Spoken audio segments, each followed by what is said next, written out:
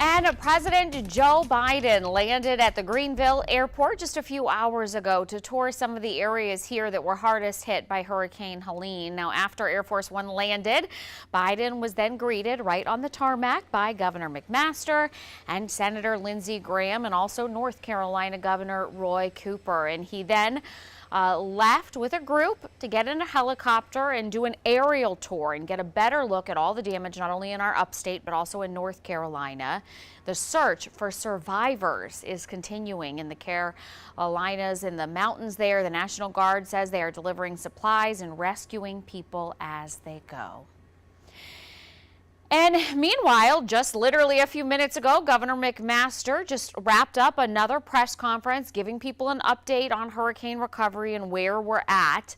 The governor was still in Greenville. He was at Bon Secours Arena after he drove up to meet with the president.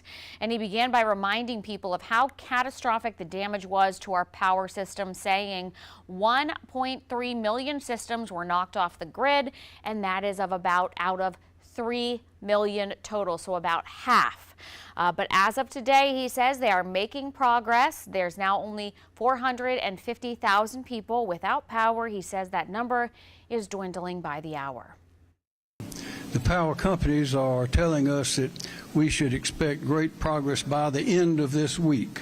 That is, by Friday, the majority that are not on now ought to be turning on. And some at the end of the roads that are so far out in the country may be the last ones to have power restored. So we want everyone to know that we're thinking of the people, we're thinking of the struggles they're going through.